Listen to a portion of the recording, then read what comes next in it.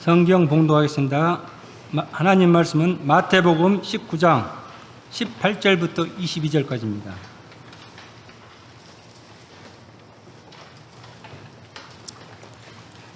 이르되 어느 계명이 오니까 예수께서 이르시되 살인하지 말라, 간음하지 말라, 도둑질하지 말라, 거짓 증언하지 말라, 내 부모를 공경하라, 내 이웃을 내 자신과 같이 사랑하라 하신 것이니라.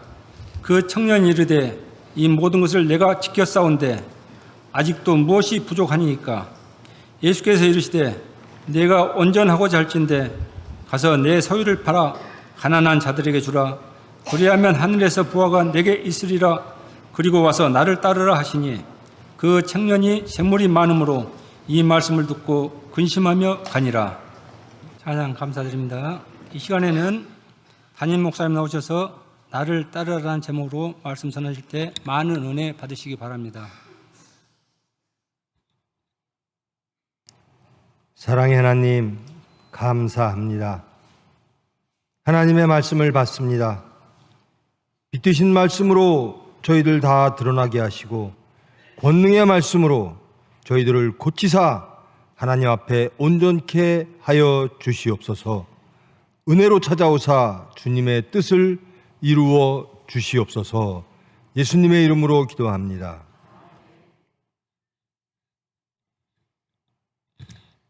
말씀 안에서 평안하셨습니까? 감사합니다. 정말 말씀 안에서 평안하셨던 한 주 되기를, 그리고 또 한 주 되어지기를 축원드립니다.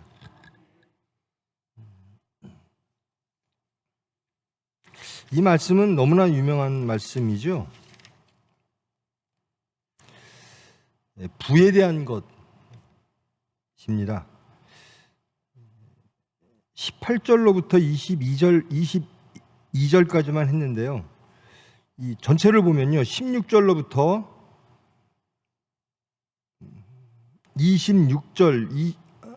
27절까지입니다. 26절까지입니다. 한번 올려주시겠습니까? 마태복음 16절. 어떤 사람이 주께 와서 이르되 선생님이여 내가 무슨 선한 일을 하여야 영생을 얻으리이까? 다 아시는 말씀이죠. 공관복음에 마가복음에도 이 말씀이 있죠. 마가복음에서는 약간 다르죠. 선생님이여 내가 무슨 선한 일을 하여야 영생을 얻으리이까? 지금 마태복음에는 이렇게 되어 있는데 마가복음에는 선한 선생님이여 라고 되어 있죠. 마가복음에는 올려주세요. 마가복음에는 선한 선생님, 내가 무슨 일을 하여야 영생을 얻으리이까? 이렇게 마가복음에는 되어 있습니다. 여러분 영생을 얻기를 원하십니까? 그러면 이 청년의 질문, 무슨 일을 하여야, 무슨 선한 일을 하여야 여러분이 원하시는 영생을 얻을 수 있다고 생각하십니까? 무엇해야 영생을 얻을 수 있을 것 같아요? 이 청년의 질문입니다. 보통 청년이라고 하면요, 그 당시는 40세 이하, 그 당시에 유대교 전통으로 따지면 나이가 40세 미만을 청년이라고 불렀습니다. 근데 주님께 와서, 그에게 와서, 예수에게 와서 영생을 묻습니다. 내가 무슨 선한 일을 하여야 영생을 얻겠습니까? 무슨 일을 하면 영생을 얻을 것 같아요? 예수님의 대답입니다. 선한 일을 왜 내게 묻느냐? 하나님께서 이미 그 선하신 이가 선한 너희들에게 계명을 다 주었다라고 대답을 하십니다. 내가 생명에 들어가려면 계명을 지키라.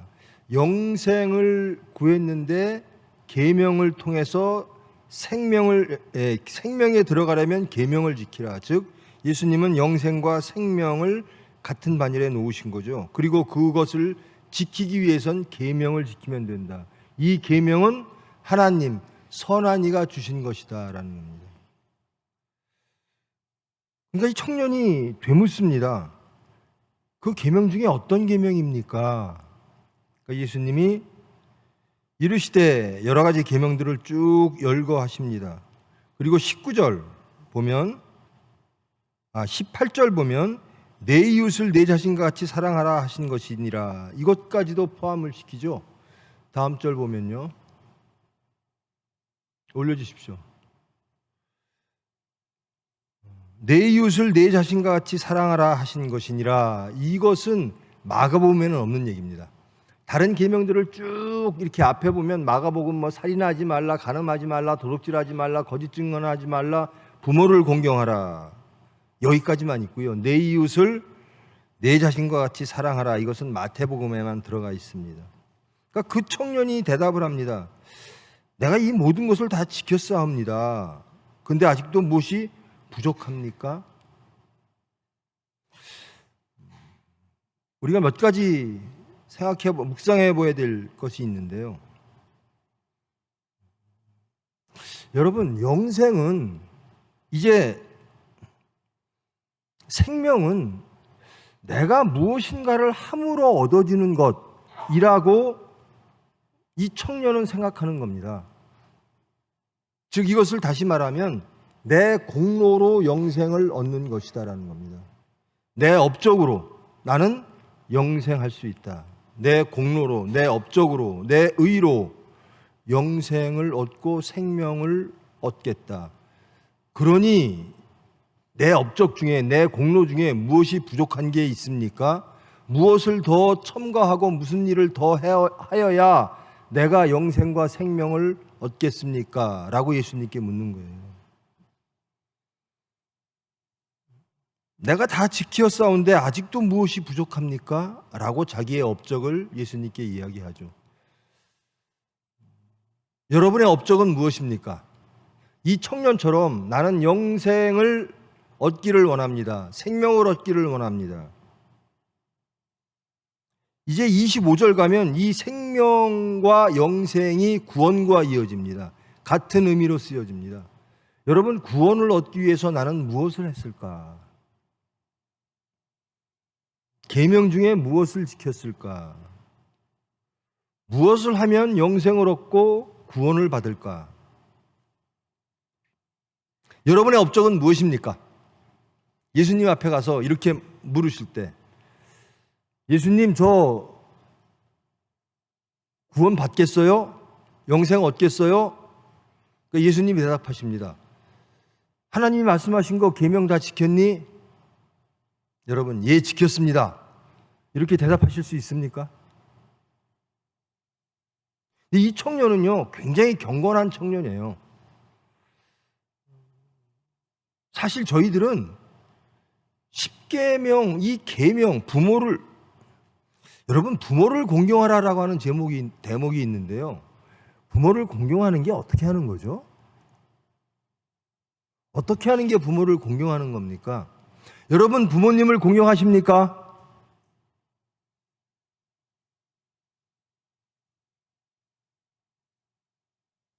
살인하지 말라. 이것은 미워하면 곧 살인이다. 예수님은 그렇게 말씀하십니다. 여러분, 살인하지 않으셨습니까? 간음하지 말라. 남의 여인을 생각만 해도 간음이다. 도둑질하지 말라. 탐심만 내도 도둑질이다. 거짓 증언하지 말라. 내 부모를 공경하라. 내 이웃을 내 자신과 같이 사랑하라. 여러분, 이 말씀에 여러분 자유로우십니까? 예수님에게 영생을 구하러 온 청년에게 선한 것은 이런 것들이다 라고 말씀을 주십니다. 영생을 구하기 위해서는, 생명을 얻기 위해서는 이런 것들을 지켜야 된다. 왜? 하나님께서 주신 것이기 때문에, 하나님의 명령이고 계명이다.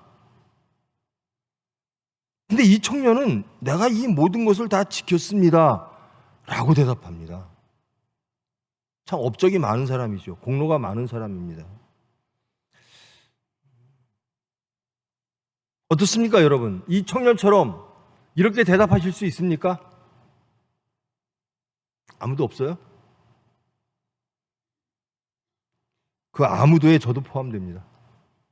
저도 이 예수님의 질문에 자유로울 수가 없습니다.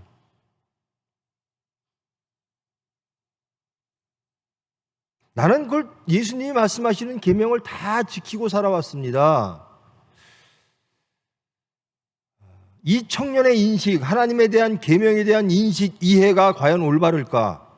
정말로 이 청년은 이 계명들을 다 지키고 살아왔을까?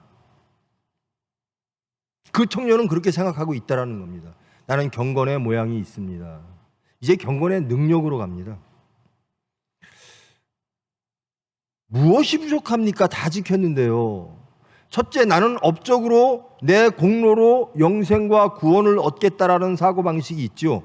그러면서 그 공로를 쫙 나열합니다. 여기에 어떤 공로가 더 보태져야지 나는 영생을 얻겠습니까? 나는 내 공로로 영생을 얻을 만하지 않겠습니까? 라고 묻습니다. 예수님은 두 가지를 대답하십니다. 내 공로가 거짓이다는 것과 또 내 공로로 영생과 구원이 얻어지지 않는다는 것을 예수님은 말씀하십니다. 예수께서 이르시되 내가 온전하고자 할진대 가서 내 소유를 팔아 가난한 이들에게 주라. 그리하면 하늘에서 보화가 내게 있으리라. 그리고 와서 나를 따르라.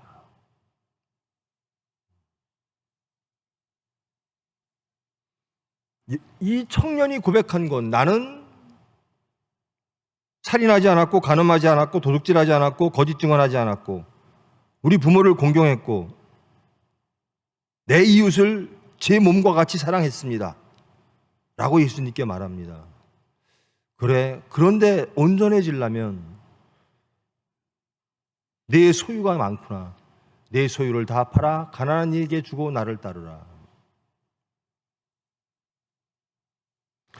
이 어려운 걸 다 했는데 그 계명들을 다 지켰다라고 생각을 했는데 재물, 그가 갖고 있는 소유, 그 소유를 팔아 가난한 이에게 주라. 그리고 나를 따르라. 예수님을 따르고는 싶었을지도 몰라요.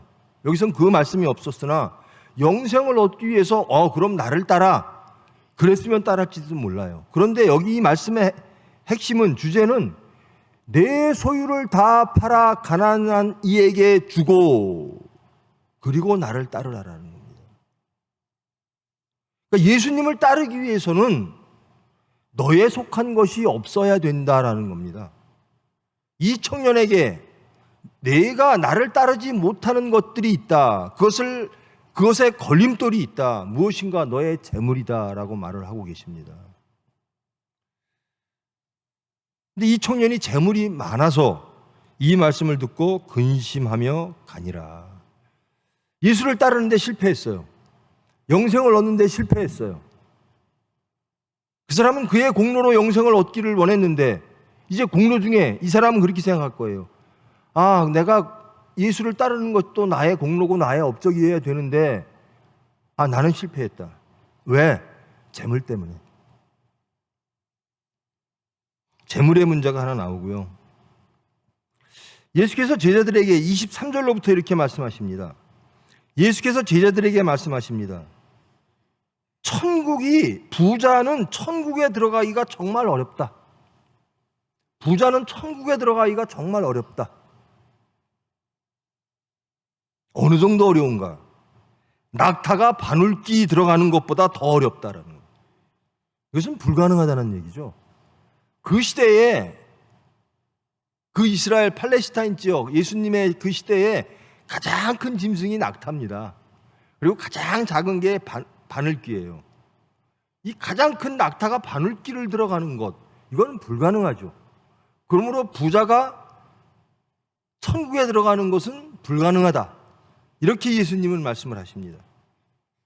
25절, 제자들이 듣고 몹시 놀라 이르되 그렇다면 누가 구원을 얻을 수 있겠습니까? 이 제자들의 반응이 좀 이상해요.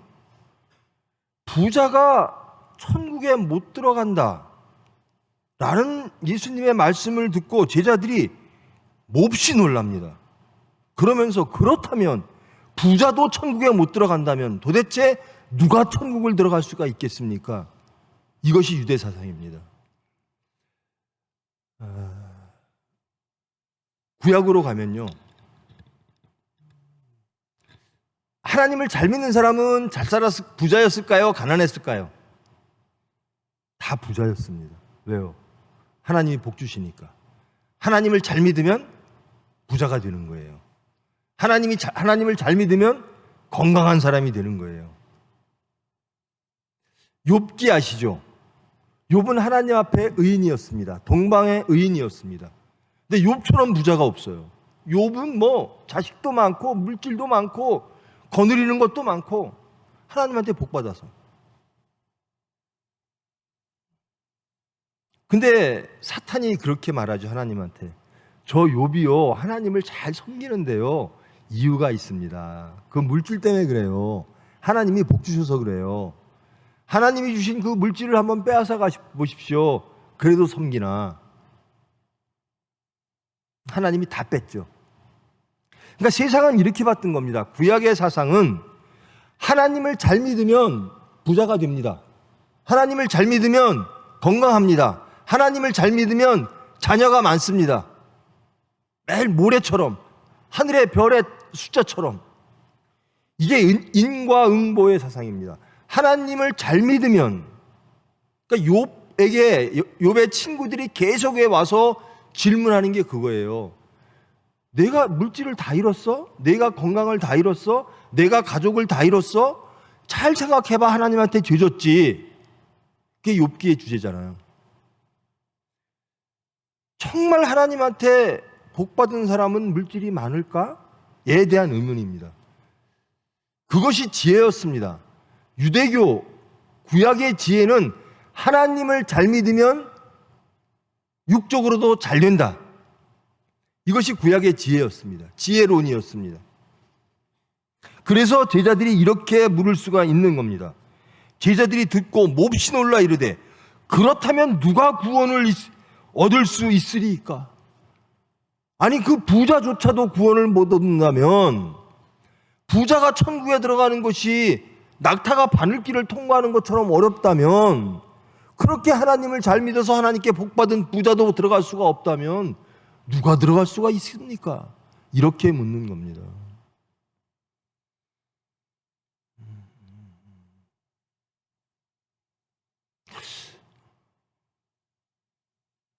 마태복음 6장에 보면요, 부의 위험성에 대해서 이렇게 말씀하십니다. 예수님이 두 주인을 섬길 수 없나니 재물과 하나님을 동시에 섬길 수 없느니라. 그래서 재물은 아람어로 맘몬이라고 통칭되어지는 겁니다. 재물, 돈. 돈이 주인이 된 사람은 하나님을 섬길 수가 없다. 두 주인이 있으니까. 나의 주인이 물질이다. 예전에는, 구약에는 하나님의 복으로 하나님을 잘 믿어서 물질이 은혜로 주어졌는데, 지금 신약에 오면 예수님은 이렇게 말씀하시는 겁니다. 그때의 시대와 상황이 또 다르죠. 지금은 나라를 잃고 다 잃었습니다. 오로지 하나님의 은혜로 물질이 풍부한 시대가 아닙니다. 나라도 잃고. 정직한 사람이 부자가 될 수가 없어요. 신약에서 공관복음에서 가장 큰 부자가 나타납니다. 누군가? 삭개오입니다. 삭개오가 부자예요. 근데 그 삭개오는 그의 부를 어떻게 얻었을까? 그 부를 형성하는 과정이 하나님 보시기에 옳았을까? 또 그가 형성한 부를 사용함에 있어서 하나님 보시기에 옳았을까? 또 그 부 때문에 하나님을 섬기는데 소홀하지는 않았을까? 이것이 이 당시의 시대적, 부에 대한 시대적 상황입니다. 근데 제자들은요, 유대교 사상에 있는 거예요.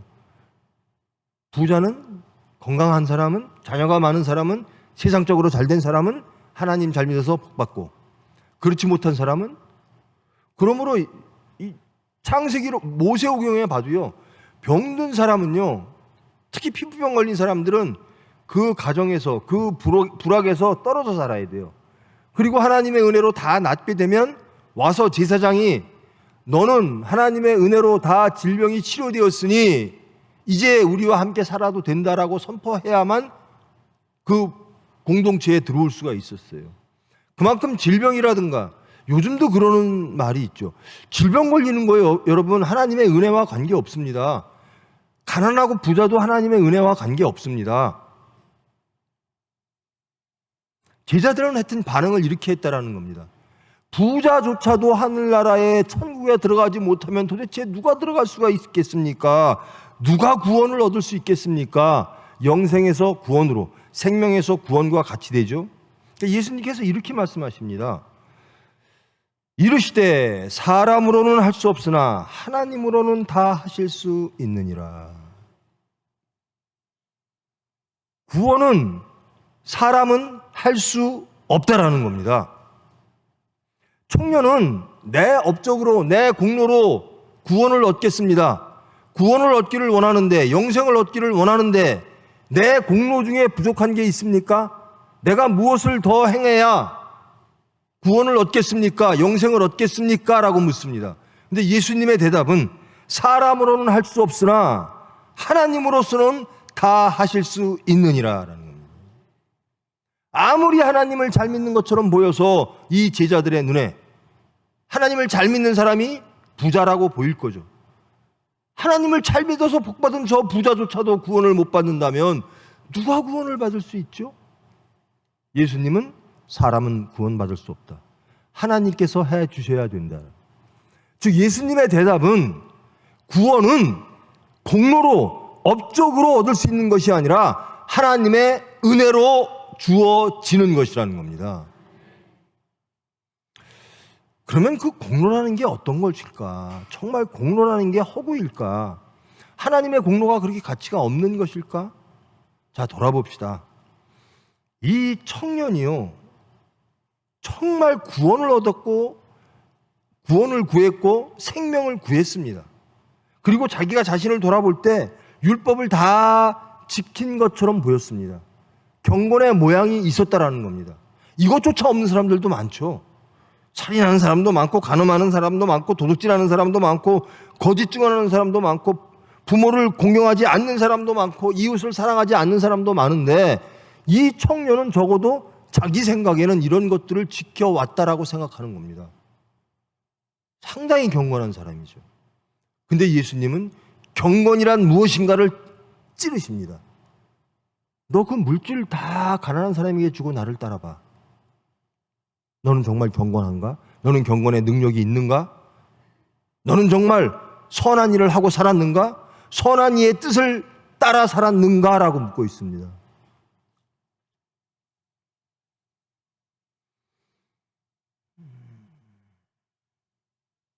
여러분, 이 재물과 예수님, 기독교와 재물 관계, 여러분, 기독교, 예수 믿는 사람들은 다 가난해야 돼요? 아닙니다.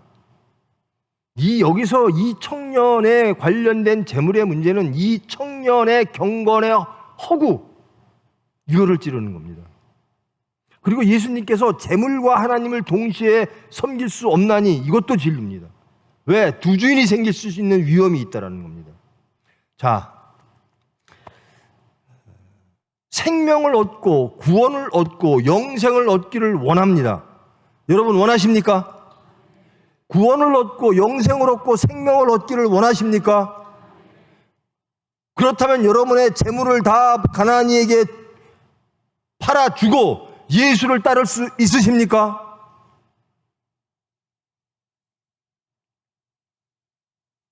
그러면 원하는데 예수님은 못 따르시겠다는 거예요? 아니, 그러면 질문을 바꿉시다. 여러분의 재산을 다 가진 채 예수를 따르라. 그럼 따르시겠습니까? 예수를 못 따르시는 이유가 뭐죠? 여러분의 명예와 여러분의 합리와 여러분의 재산과 여러분의 자녀와 여러분이 누리고 있는 세상적 안전과 풍요와 질서를 다 가진 채 예수를 따르라. 그러면 따르시겠습니까?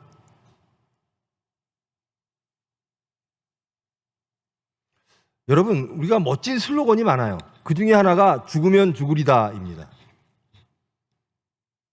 여러분도 한 번쯤 이 말씀을 해보셨을 거예요. 죽으면 죽으리다. 그러면 후속편으로 나오는 게 그러면 살리라. 죽으면 죽으리다 하실 수 있습니까? 다시 질문을 반복합니다. 여러분, 구원받기를 원하십니까? 왜 말씀이 약해져요? 이건 확실해야 돼요. 구원받기를 원하십니까? 영생을 원하십니까? 우리가 가장 원해야 될 건 구원과 영생입니다. 천국입니다. 이것을 못 얻어서 문제지 목표는 분명해야 돼요. 내가 이루고 싶은 것은 하나님의 자녀입니다. 예수 그리스도의 일꾼입니다. 내가 소유하고 싶은 나라는 하나님의 나라입니다. 구원입니다. 영생입니다. 이것은 분명해야 돼요. 이 청년도 분명했어요. 다음 질문 때문에 그 첫 질문에 대해서 망설이시면 안 돼요. 여러분, 여러분의 목표가 구원과 영생과 천국이십니까? 그런데 여러분께 가장 원하는 것이에요? 가장 원하는 게 천국입니까? 구원입니까? 망설이시면 안 돼요. 가장 원하는 게 천국과 구원이어야 돼요. 죄와 사망으로부터의 자유, 하나님의 자녀, 예수 그리스도의 일꾼, 하나님의 축복, 하나님이 주시는 화평, 평안, 이것이 내가 가장 바라는 것. 이 질문에 망설이 있으시면 안 됩니다. 그럼 교회 왜 나오시는 겁니까?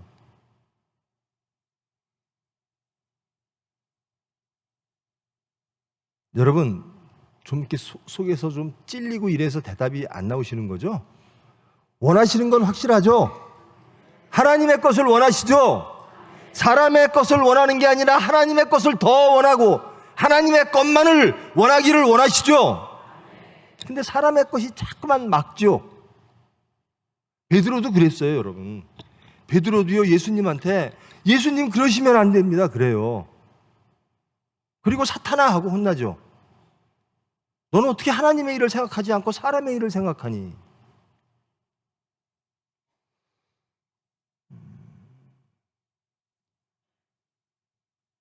여러분, 예수님 따르기를 원하십니까? 근데 그 예수님 따르기를 진짜 원하는데 자꾸 못 가게 하는 게 있죠. 예수님이라면 어떡하실까? 저는 그게 모토입니다.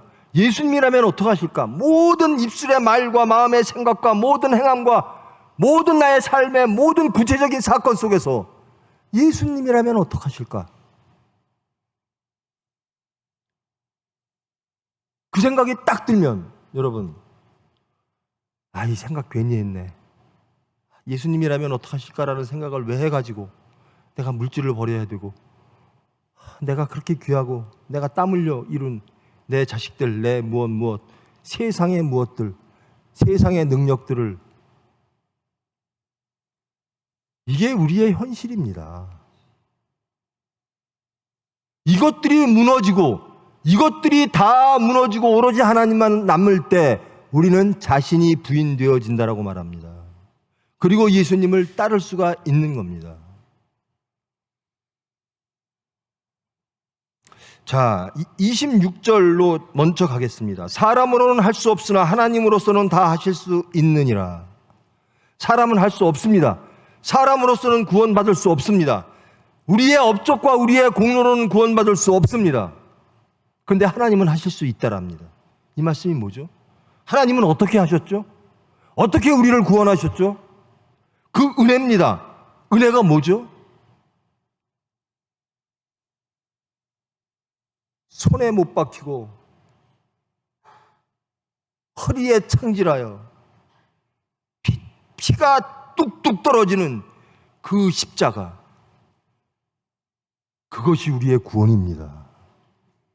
그것이 우리의 은혜입니다. 예수님께서 사람으로는 할 수 없으나 하나님으로서는 다 하실 수 있느니라. 하나님이 하신 것이 무엇인가?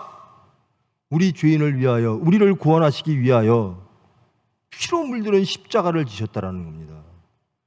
그 십자가를 통해서 우리는 구원받을 수 있게 되어졌다라는 겁니다. 우리의 공로와 우리의 업적으로 구원받는 것이 아니라 예수 그리스도의 십자가의 피 흘림으로 그 은혜로 우리는 구원받을 수 있다라는 겁니다. 이 젊은 청년의 경건하죠.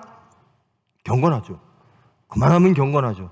그리고 스스로를 경건하다라고 생각했던 이 청년의 질문 자체가 잘못됐죠. 나는 내가 무엇을 함으로 구원을 얻겠습니다. 하나님의 대답은, 예수님의 대답은 아니다. 구원은 하나님의 은혜로만 가능하다. 그런데 그 하나님의 은혜, 그것이 십자가다. 그러면서 묻는 겁니다. 정말 내가 선한 이의 뜻을 아느냐? 정말 내가 선한 일을 하였느냐? 너는 경건의 모양으로 부모를 공경하였다고 하나, 내 이웃을 사랑하였다고 하나, 거짓말하지 않았다고 하나, 살인하지 않았다고 하나, 과연 그것이 정말인가? 그렇다면 너의 가장 약점, 세상적 끈을 놓지 못하는, 하나님을 따르고 하나님과의 관계를 맺는 데 방해가 되는 그 물질부터 버려봐라. 너는 정말 내가 가장 귀하게 여기고 섬기는 것이 물질인지 아니면 하나님인지 시험해봐라.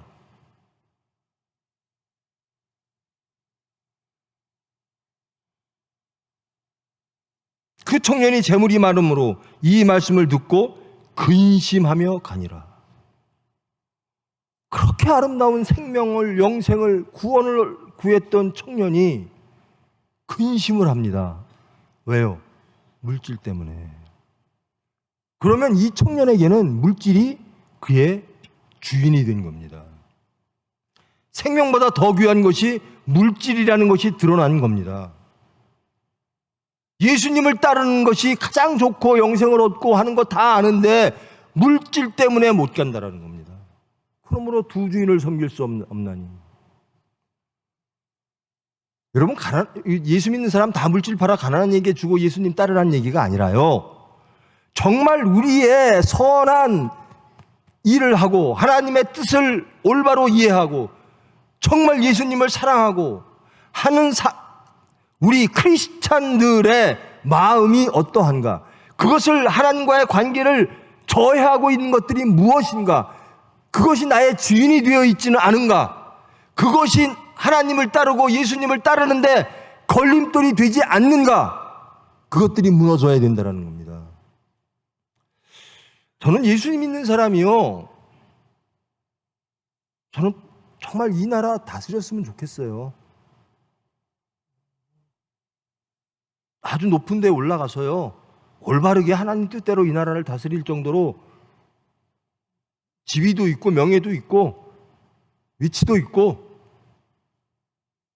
또 물질도 많아서 하나님 뜻대로 물질을 쓰는,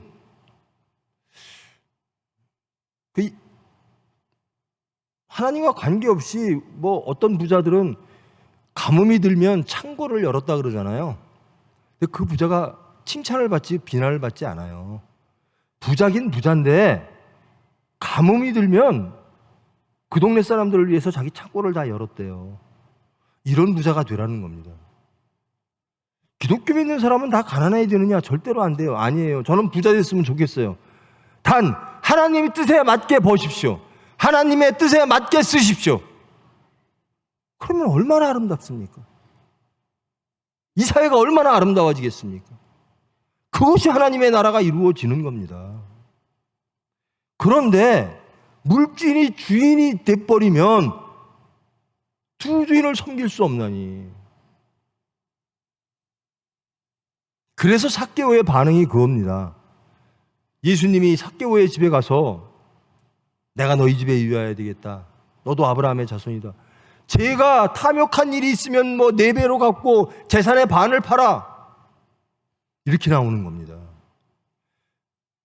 잘못된 것을 회복하는 것, 이것이 하나님의 뜻입니다.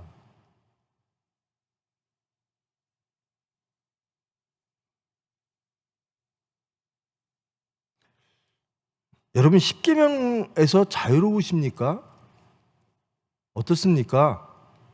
예수 믿는 사람은 십계명을 잘 지켜야 돼요. 그렇죠?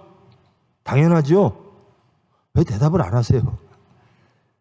십계명 폐기된 겁니까? 예수님께서 나는 계명의 1.1획도 폐하지 않으리라. 이 말씀은 기억하시죠? 그러면 십계명은 여전히 유효하죠? 십계명 지켜야죠? 다만 못 지킬 뿐. 그렇죠? 지키기를 원하시죠? 누가 지키게 해주시죠? 그것도 은혜입니다. 여러분, 우리 정직하게 고백합시다. 여러분 하루에 기도 몇 분이나 하세요?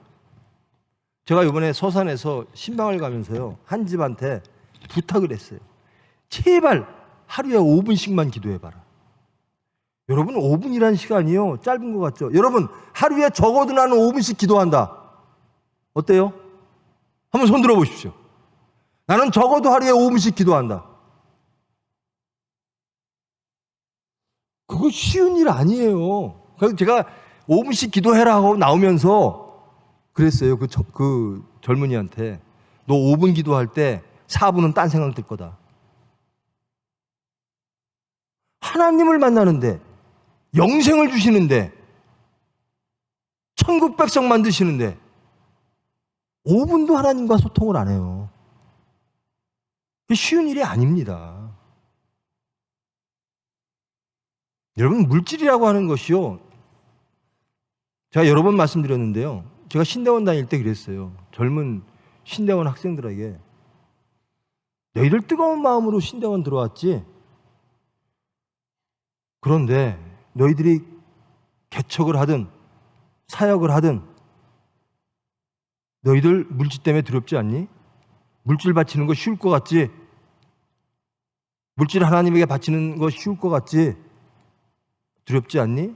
너희들 그것 때문에 실패 많이 할 거다. 다들 뭐 너무 뜨거워서 그런지 모르지만, 내일이 당장 아니니까 그런지 모르지만 대답들을 안 해요. 근데 한 사람이 그러더라고요. 전 정말 두려워요. 전 정말 물질이 두려워요. 예수님 따라가기는 싶은데, 그래서 신대원 왔는데 그 물질이 나를, 예수님을 따르는 걸 방해할까 봐 두려워요. 물질 버리지 못하면 자녀 못 버립니다. 제가 대단히 신뢰를 우리 추 목사님한테 했는데요, 정 장로님, 정승규 장로님 신방 가가지고 제가 추 목사님한테, 당신 하나님보다 자식을 더 사랑하지? 째려보더라고요. 나를 어떻게 보고 저런 소리를 하나, 이렇게. 그거 쉬운 일 아니에요. 십계명 지키는 거 쉬운 일 아니에요. 물질 버리는 거 쉬운 일 아니에요. 이건 하나님만이 해주시는 거예요. 여러분, 기도도 하나님이 허락해야 하고요, 믿으며, 아니 예수님이, 신이 인간의 몸을 빌어, 말씀이 육체를 빌어 이 세상에 오셨대요. 신이 육체를 빌어 이 세상에 오셨대요. 근데 그 신이 죄인들, 인간들의, 그 무력한 인간들의, 하나님의 피조물들에 의하여 십자가에 돌아가셨대요. 그리고 하나님이 부활시키셨대요. 이거 믿습니까? 믿어지십니까? 믿음도 은혜입니다. 도저히 믿을 수 없는 것을 믿게 하시는 분이 하나님이십니다. 우리의 육체의 지식과 우리의 상식과 우리의 합리로는 도저히 믿을 수 없는 것을 믿게 하시는 분이 하나님이시고, 그게 은혜입니다. 세상에 소통할 일이 얼마나 많아요? 얼마나 바빠요? 얼마나 바쁘면 하나님과 기도 5분도 못해요? 기도하게 하시는 분도 하나님이에요. 십계명 지키는 거 어려워요. 부모님 공경하는 거. 제가 자꾸 신방 얘기하는데요, 신방 갔더니 부모님이 계시고, 할아버지 할머니죠, 부모님이 계시고, 첫 손자를 낳았어요. 그 아들 부부가 앉아 있더라고요. 제가 아들 부부한테 그랬어요. 너 네 자식을 더 사랑하니 부모님을 더 사랑하니? 그랬더니 자식이 그러더라고요. 정직하더라고요. 제 아기를 더 사랑합니다. 부모님 옆에 앉혀놓고. 그게 인간이에요. 부모를 공경하라고 하는 건 11조, 이 10계명에 있어요. 근데요, 자식이 아프면 밤에도 뛰어나갑니다. 10조금만 나면, 저 의사잖아요. 그거 응급도 아니거든요. 와가지고 응급이라고 난리 나요. 애기들 요만큼 찢어지잖아요. 아무것도 아니거든요. 애들 다 그렇게 그러면서 커요. 난리 나요. 부모님 편찮으셔봐. 이 사정, 저 사정 얘기 다 되고. 그렇게 만들어 주시는 분이, 부모님을 공경하게 만들어 주시는 분이 하나님이십니다. 우리는 할 수가 없어요. 구원받은 삶을 살 수가 없어요. 천국의 삶을 살 수가 없어요.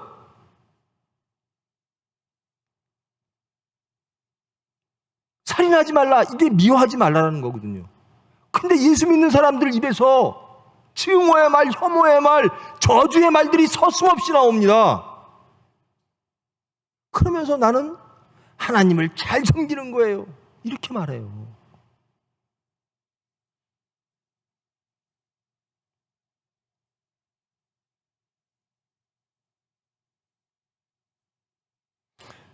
여러분, 정말 우리가 하나님 앞에 서 있는가, 우리가 선한 일을 하고 있는가, 항상 자기를 돌아보십시오. 묵상하십시오. 이 청년에게는 재물이었습니다. 근데 요즘은 자본주의 사회라 다 재물인 것 같아요. 우리 병원에 일하는 의사들도요, 여러 가지 멋있는 말 많이 해요. 이것이 어떻고 무엇이 어떻고. 근데 결국 보면, 결국은 재물이에요.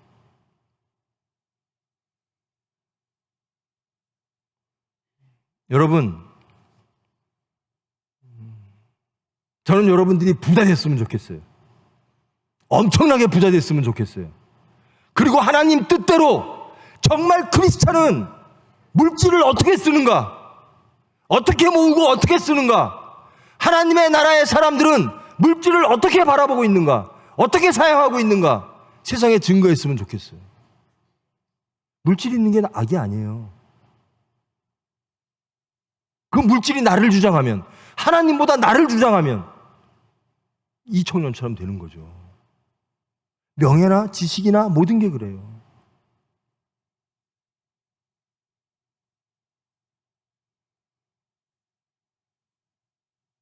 우리의 근심의 제목이 무엇이어야 되냐면요, 하나님과 소통하지 못하는 거, 하나님께 기도하지 못하는 거, 사건 속에서 예수님처럼 못 사는 거, 이게 우리의 근심이 되지요. 세상의 안전과 세상의 풍요, 나를 지켜줄 세상 것들 때문에 근심하면 안 된다는 겁니다. 그건 세상 사람이고요, 우리는 하나님 사람이에요. 그거는 이 세상 이스라엘 나라고요, 우리는 하나님의 나라 백성이에요. 하나님께서 해 주실 줄 믿습니다. 그 구원이라는 게요, 우리의 업적으로 되는 것도 아니고, 그 업적을 돌이켜보면 업적이 하나도 아니라는 겁니다. 그래서 전적으로 우리의 구원은 하나님의 은혜로만 가능하다라는 겁니다.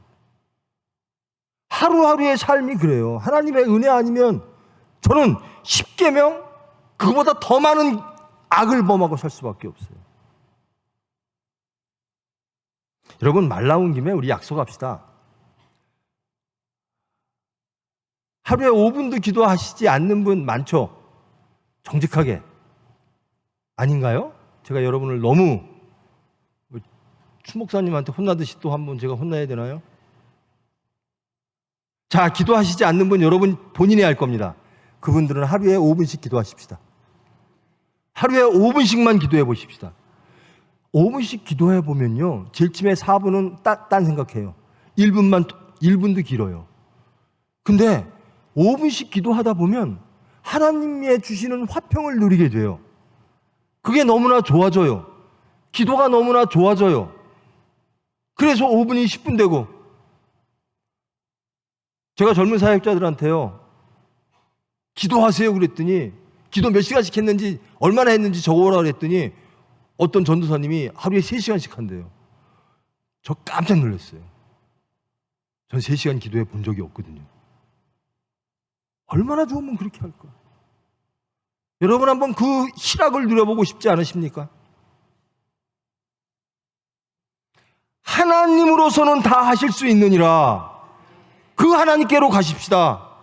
그 하나님께로 가는, 나를 따르라고 하는 그 말씀을 힘들게 하고 그 예수님을 피해갈 수밖에 없고 나를 자꾸 하나님과의 관계에서 끊어뜨리는, 가장 소중한 것을 소유하지 못하게 하는 그런 세상 것들이 있다면 기도하면 하나님이 해 주십니다. 도저히 세상에 물질처럼 좋은 게 어디 있어? 물질만 있으면 다 돼. 이게 없어서 문제지. 근데요, 하나님을 얻으니까 물질이 아무 소용이 없이 보이는 거예요. 이 물질? 이게 뭐야? 하나님이 좋지. 천국이 좋지. 이 물질로 화평을 얻어? 그치, 물질로 화평을 얻는 사람이 있죠. 근데 물질로 싸우는 사람도 참 많더라고요.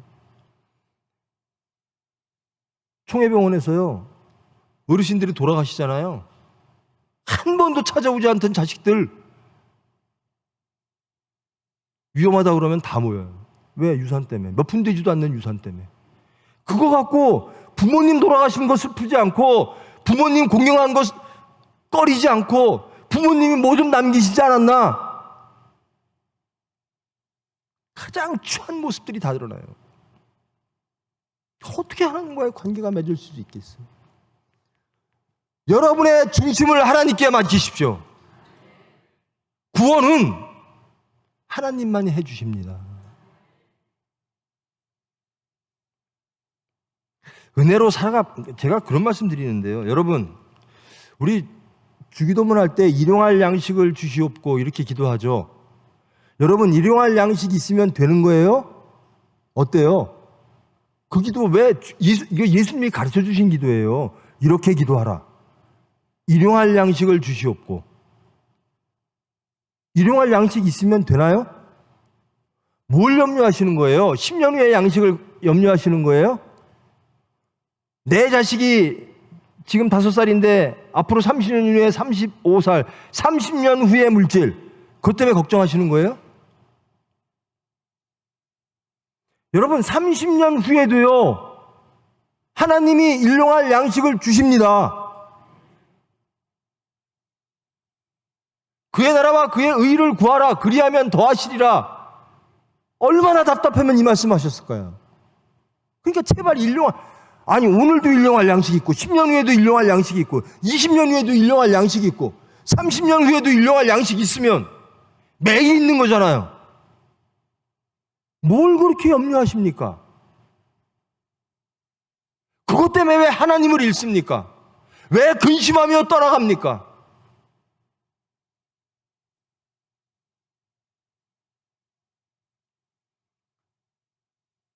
그 청년이 재물이 많으므로 이 말씀을 듣고 근심하며가 아니라, 이 청년의 10계명 하나님의 선한 일을 나는 다 했습니다. 나는 업적이 있습니다. 공로가 있습니다. 자, 무엇만 더 하면 내가 구원을 얻겠습니까?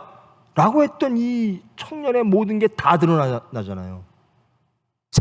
채물도 버리지 못하면서 어떻게 이웃을 내 몸과 같이 사랑했다고 하고. 우리는 이 청년과 다를 바가 없습니다. 그러나 하나님께서 우리를 죽이시고 말씀으로 거듭나게 해 주실 줄 믿습니다. 이게 재창조입니다. 우리는 도저히 못합니다. 우리는 이 청년과 다를 바가 없습니다. 그러나 거듭나면, 이 거듭난다라고 하는 건 재창조입니다. 새 사람 되는 겁니다. 예전엔 물질이 없으면 아무것도 안 될 것 같고, 물질 때문에 가장 불안했고, 내 안전은 물질이 지켜줄 것이라고 생각했던 그것들이 다 무너지고, 말씀으로, 하나님의 화평으로, 하나님의 은혜로 이렇게 바뀌는 게 새 사람 되는 거예요. 자, 여러분, 새 사람 되고 싶으십니까? 여러분이 물질을 의지하지 아니하고, 세상의 것을 믿지 아니하고, 하나님의 것을 믿고 하나님이 주시는 화평을 의지하고 소망하는 새로운 사람으로 변화되는 것 원하십니까? 누가 해주시죠? 하나님이 해주십니다. 그러면 적어도 하루에 5분은 기도하셔야 돼요. 하나님이 보실 거예요. 제가 몇 분 기도했나. 여러분들 한번 해보십시다.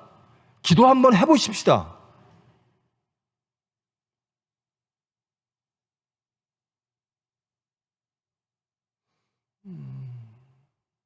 제가 총회병원에 아침에 출근하면요, 이제 일을 보기 위해서는 컴퓨터를 켜야 돼요. 이제 새벽 예배 보기 전인데요, 제 방에 들어가서 아무 일 하기 전에 저는 기도부터 합니다. 여러분이 하는 모든 일을 앞에 하나님을 세우십시오.